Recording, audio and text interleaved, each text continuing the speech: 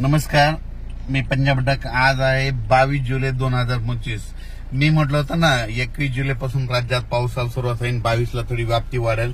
तर पाहू शकता हे पाऊस सगळ्या महाराष्ट्रामध्ये सुरू झाला आहे। बीड जिल्हा, लातूर जिल्हा, परभणी जिल्हा, जालना जिल्हा सगळीकडे जवळपास हा पाऊस सुरू झालेला आहे। आणि राज्याला आणखी शेतकऱ्याला सांगू इच्छितो की राज्यामध्ये 21, 22, 23, 24, 25, 26 तारखेपर्यंत दररोज वेगवेगळ्या भागात चांगला जोराचा पाऊस पडणार आहे। कोणाचं पीक जाणार नाही म्हणून ह्या अंदाज लक्षात येता। आणि हे पाऊस शकता आमच्या ह्या परभणी जिल्ह्यामधला हे पाऊस लाईव्ह आहे आणि लाईव्ह दाखवत आहे आणि ह्या ठिकाणी तुम्हाला अंदाज देत आहे।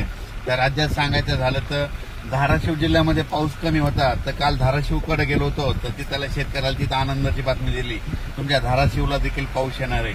त्याच्यानंतर बीड जिल्ह्यात देखील गेलो होतो कडाष्टीकडे, तिकडे देखील सांगितलं की बीड जिल्ह्यामध्ये देखील पाऊस येणार आहे। तर बीड जिल्ह्यामध्ये रात्रभर पाऊस चालू आहे। त्याच्यानंतर जालना जिल्ह्यामध्ये रात्रभर पाऊस चालू आहे।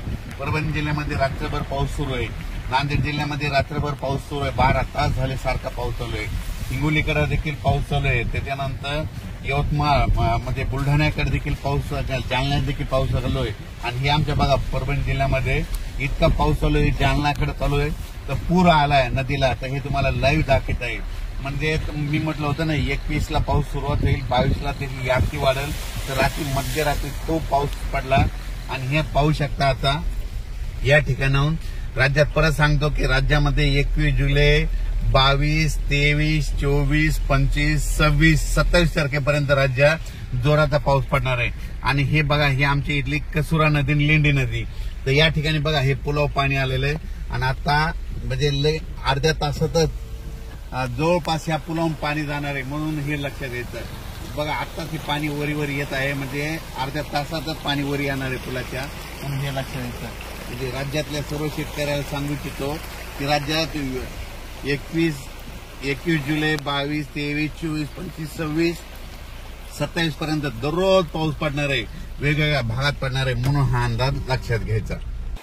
हे पाहू शकता ही आमची इथली कसुरा नदी आहे। आता पाणी आणखीन 10 मिनिटात याच्यावर पाणी जाणार, हे वाहन बंद होऊ शकते म्हणून पाहू शकता की इतका पाऊस पडलाय। म्हणजे मी म्हटलं होतं ना शेतकऱ्याला, बीड जिल्ह्यातल्या शेतकऱ्याला घाबरू नका, परभणी जिल्ह्यातल्या घाबरू नका, राज्यामध्ये पाऊस येणार आहे, कोणाला काही घाबरायची गरज नाही। पाहू शकता हे पाणी आलेलं आहे।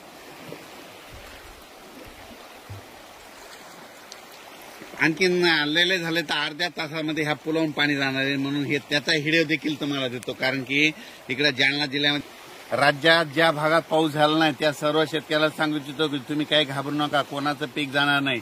तुम्हाला एक सांगू इच्छितो ज्या भागात झालं नाही त्यांच्या भागामध्ये आज 22 तारखेला, उद्या 23, 24, 25, 26, 27 तारखेपर्यंत धुळे जिल्हा, नंदुरबार जिल्हा, जळगाव जिल्हा, नाशिक जिल्हा, लासूर, त्याच्यानंतर शिर्डी, कोपरगाव, त्याच्यानंतर इकडे संगमनेर तालुका, त्याच्यानंतर इकडे राहुरी तालुक्यामध्ये, त्याच्यानंतर इकडे 2 तालुक्यात, म्हणजे ज्या भागात पाऊस पडलेला नाही तिकडे देखील पाऊस पडणार आहे।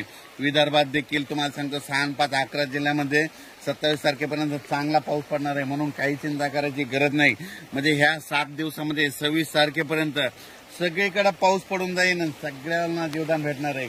म्हणजे सांगायचं झालं तर हा पाऊस सगळीकडेच पडणार आहे, दररोज वेगवेगळा भाग घेत राहणार आहे म्हणून हा अंदाज लक्षात घ्यायचा।